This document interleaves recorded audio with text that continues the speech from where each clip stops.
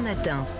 Le livre du jour, Nicolas Caron. Ah, un bon bouquin pour le week-end. Oui. Le vendredi, grand classique ou livre culte ce matin. En plus, celui-là, c'est bien. Il peut se lire le temps d'un week-end. Oui, complètement. Mrs. Dalloway, Virginia Woolf, que l'on redécouvre depuis quelques années, notamment grâce à son livre Une chambre à soi. Ça date de 1929, mais c'est un essai. Il y a un regain d'intérêt pour Virginia Woolf. Elle avait un peu disparu dans les années 40 et elle revient parfois.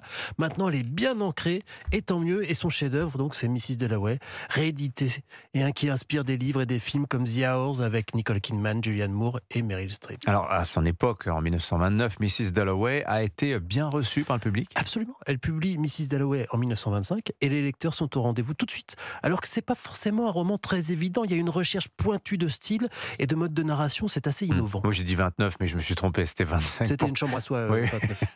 Pourquoi c'est innovant? Qu'est-ce qu'il y a d'innovant? Entre autres parce que, par exemple, Mrs. Dalloway, c'est juste l'histoire de Clarissa Dalloway, donc une dame d'une cinquantaine d'années qui les reçoit à dîner le soir, mais elle a besoin de fleurs. Alors elle va en chercher. Ça se passe juste après la Première Guerre mondiale, pendant une seule journée, dans Londres. Faut avouer qu'on a vu des meilleurs pitchs. C'est justement ça, sa spécificité. Tout tient par le style et les pensées de Mrs. Dalloway qui observe le monde elle-même comme dans un flux de conscience.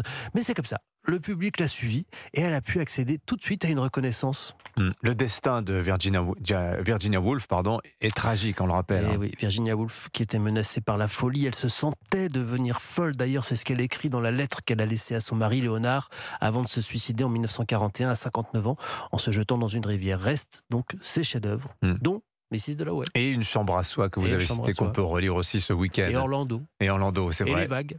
Ah bah, donc, vous avez l'intégrale, c'est ça? Bien sûr. Merci Nicolas Caro. Musique à présent, Omblin Roche. C'est le retour ce jour de Francis Cabrel. Oui, avec une chanson pleine de symboles, de calembours. Elle s'appelle Un morceau de sucre. Oui, de sucre. Vous allez comprendre un manifeste tout en poésie de Francis Cabrel pour ses racines et la culture occitane. Ici, tous les ballons sont ovales et n'importe qui dans la foule aura toujours dans sa malle un cochonnet et des boules. C'est une terre qui nous fabrique, on grandit dans son miroir. Tu mets un morceau de sucre dans ton café noir. Tu mets un morceau de sucre dans ton... Et Claire, les balais caressent les tomes de la batterie. Un tch, tch. Voilà, pas d'artifice dans cette douce mélodie baignée de soleil, comme la ville rose. Oui, mais attendez, il faut être toulousain pour savoir ce qu'est un sicre. Oui, c'est quoi un cicre? C'est Claude Sicre, l'un des deux membres des Fabulous Troubadours, deux agitateurs folkloriques des scènes du Pays d'Oc. Il rend hommage à Claude Sicre, il rend hommage à Toulouse, Francis Cabrel. Une chanson publiée en 45 tours vinyle coloré et numéroté à la main. Et si vous posiez la question, non, il n'y aura pas d'album, juste ce titre, Un morceau de sucre de Francis Cabrel, est également disponible depuis ce matin sur les plateformes de streaming. Voilà, donc le nouveau morceau tout seul de Francis Cabrel, hommage à Toulouse. Alors on connaissait la génération Goldman, voici maintenant la génération Scheller. Oui, c'est à peu près le même principe. Les grandes chansons, les plus grandes chansons de William Scheller reprises par d'autres, Eddie de Pretto, Véronique Sanson, Calogero, des relectures volontairement dépouillées avec juste un piano. Ici la jeune chanteuse Marie Poulain. C'est comme dans un vieux rock'n'roll.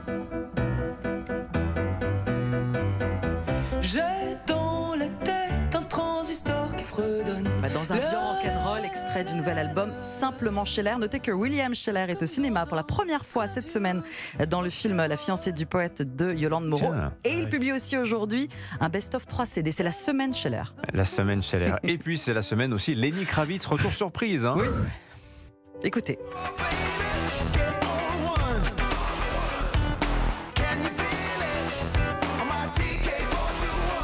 Excellent, il est très bon ce morceau. Il est excellent. Très bon. C'est la surprise, la belle surprise de la semaine. Un tout nouveau single dévoilé hier soir, Dimitri, le premier depuis 5 ans, retour explosif avec Ticket 421 d'un Lenny Kravitz en pleine forme, porté par un rythme synthétique et une guitare funk. Ticket 421, c'est une référence notamment à Star Wars, vous savez, le Stormtrooper TK 421. Oh là, c'est Ouais, pointu ça. C'est pointu, Faut hein, le c'est savoir. le premier extrait du prochain album Blue Electric Light, qui sortira le 15 mars 2024. Le single est accompagné d'un clip. Je préviens les âmes sensibles, Lenny Kravitz apparaît nu comme un verre. C'est pas vrai. Tout le long. Alors, Ouais. je peux vous dire que les températures vont baisser demain, mais si vous regardez le clip, ça devrait Ça aller. égalise, ouais. Mais on est sûr que c'est Lenny Kravitz. Hein. Ah. Non, je vous dis ça parce que Pardon. les morceaux qui sortent de manière inopinée câble. et on découvre 2 jours après que en fait, c'est une intelligence artificielle. Il y en a un paquet en ce moment. C'est un cauchemar pour les maisons de disques et les artistes. Regardez la vidéo, je vous assure que c'est lui. Merci Omblin Roche. Merci les amis. Bon week-end à vous.